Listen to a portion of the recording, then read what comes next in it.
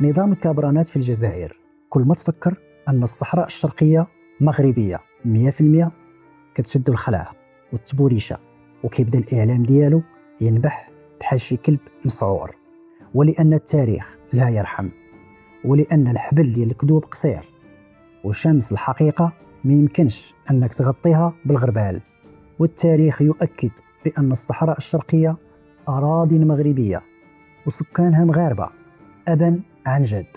وحنا كمغاربة اليوم لابد أننا نفكروا ولادنا والأجيال الحالية والأجيال القادمة من أبناء هذا الوطن الشريف بأن هناك قطعة من الوطن تسمى الصحراء الشرقية اللي لابد أنها ترجع إلى حضن المملكة عاجلا أم آجلا.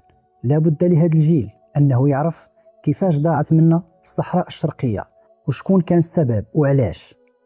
القصة فيها خيانة ديال الأشقاء ديال الجيران وتواطؤ ومؤامرة ديال المستعمر. ركز معايا لأن الموضوع عميق ودسم تاريخيا وسياسيا وجغرافيا. خاصك تعرف كمغربي أن الحدود التاريخية ديال المملكة المغربية في الحقيقة كتوصل حتى للسودان، ماشي السودان الحالي اللي كاين جنوب مصر، وإنما المقصود السودان الغربي من جنوب المغرب وصولا إلى دولة مالي. هذه المناطق كاملة كانت تابعة للمملكة المغربية، وكانت الصحراء الشرقية جزء من الأراضي المغربية. في هذا الوقت ما كانت شي حاجة سميتها الجزائر. الجزائر كانت مجرد ولاية عثمانية في البداية، ومن بعد مستعمرة فرنسية. ومن كانت ولاية عثمانية أو إيالة عثمانية، سلطان الدولة العثمانية أصلا ما وصلش للصحراء المغربية الشرقية، لأن الحدود ديال الدولة العثمانية ما فاتتش الشريط الساحلي ديال البحر الأبيض المتوسط. الكابرانات في الجزائر منذ عهد بن بلة وبومدين وبوتفليقة عارف مزيان أن الصحراء الشرقية أراضي مغربية، وهذا الشيء علاش كيدعم جمهورية الوهم الانفصالية الشرذمة ديال المرتزقة. كيدعمهم باش يشتت التركيز ديال المغرب ويلهيه على الصحراء الشرقية ويخليه مركز على الصحراء الغربية. علاش الجزائر مصدعين راسنا بقصة الشعب الصحراوي؟ لأن هي أصلا اللي خلقت لنا هذا المشكل باش تلهينا على الصحراء الشرقية، وهادشي اللي غنفهمه في الدقائق الجاية من هذا الفيديو. قبل ما تاخذ الجزائر الاستقلال بمساعدة المغرب، كانت الصحراء الشرقية مغربية، وكانوا السكان ديالها كيدفعوا الضرائب للملك المغرب، وكانت الراية ديال المغرب كترفرف في السماء ديال الصحراء الشرقية، وكانوا فيها مراكز البريد مغربية والعملة مغربية وغيرها من الأمور.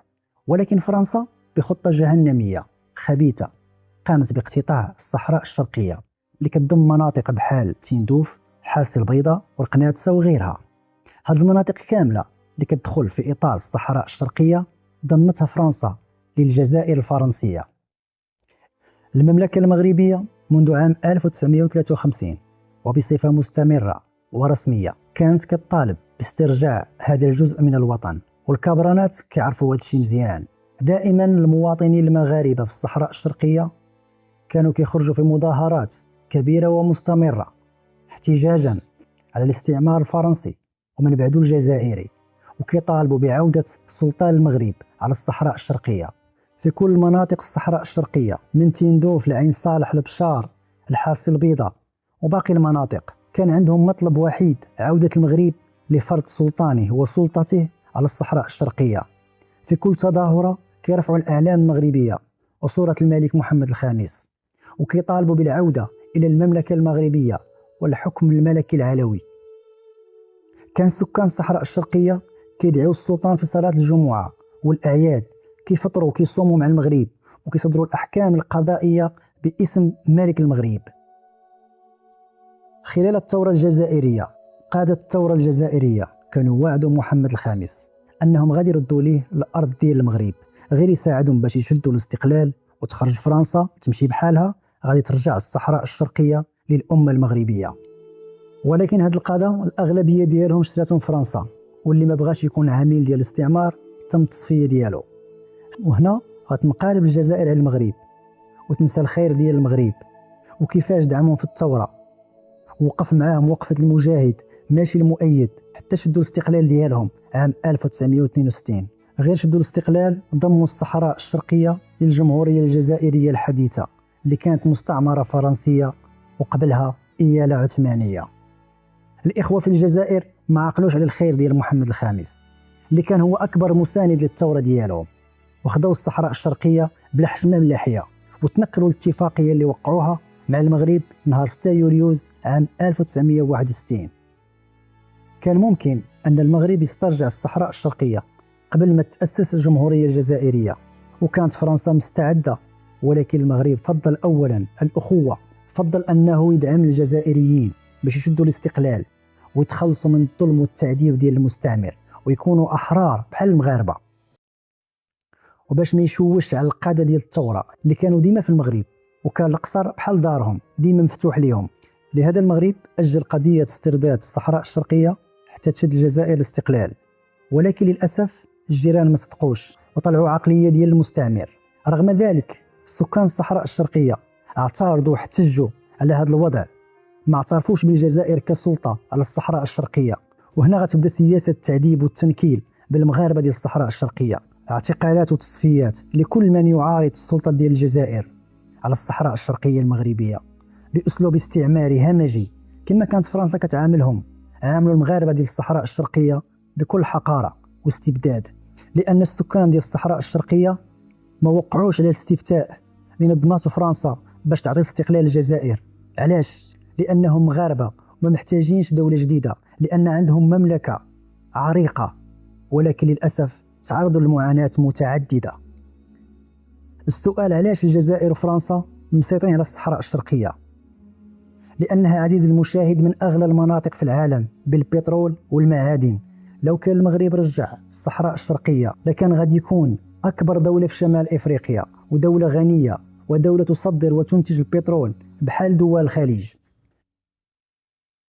جلالة الملك الراحل حسن الثاني فتح القضية ديال الصحراء الشرقية من وصل الحكم وبغى يسترجعها، ولكن الجزائر والقذافي خلقوا ليه مشكل ديال الصحراء الغربية وصيبوا ليه واحد الكيان وهمي باش يزعزعوا الاستقرار ديال المملكة المغربية. الحسن الثاني اللي كان شاهد على الحضور ديال الباشا تندوف في عام 1953 باش يقدم البيعة لمحمد الخامس. الحسن الثاني ما كانش باغي الحرب مع الجزائر، وكان كراعي الجيران والأخوة والدين والتاريخ المشترك، كان ديما كيقلب على حل سلمي للقضية. زيد عليها معاناة الملك مع الأوغاد داخل المملكة والانقلابات الكثيرة اللي داروا ليه، والدور المشؤوم ديال أفقير أنه عرقل الحسن الثاني في الملف ديال قضية الصحراء الشرقية، وتحت ضغط وقع الملك اتفاقية الحدود عام 1972. الصحراء الشرقية بحال شي بقرة حلوب بالنسبة للكابرانات في الماضي وفي الحاضر، لأنها الينبوع ديال الذهب والمال باش يبقوا ديما أغنياء. لهذا كيدعموا البوليزاريو وما يخلوش المغرب يركز على استرجاع الصحراء الشرقية، وكيعتبروا أن الصحراء الشرقية أرض جزائرية وخط أحمر. هم مستعدين أنهم يدخلوا في حرب مع المغرب على قبل الصحراء الشرقية، لأن هي اللي كتوكلهم، هي اللي كتعطيهم الفلوس باش يشريوا الخبز، باش يبنيوا القصورة، باش يسافروا لسويسرا ويعيشوا الرفاهية. فرنسا كانت كتعرف مزيان أن الحدود ديال الجزائر الطبيعية ما واصلاش للصحراء الشرقية، وأن الصحراء الشرقية ماشي جزائرية وإنما مغربية. محمد الخامس والحسن الثاني ما كانوش باغيين يتفاوضوا مع فرنسا حول الصحراء الشرقية، وفضلوا أنهم يتحاوروا مع الجزائريين لأنهم تاقوا فيهم، لأنهم بحالهم عرب ومسلمين وأمازيغ ما غاديش يغدروا بهم بحال فرنسا. ولكن للأسف طلعوا خونة. فرنسا ما كانتش باغا تعطي الصحراء للجزائر، لدرجة أنها فجرات قنبلة ذرية في هذه المنطقة عام 1960، وزيد عليها حرب الرمال.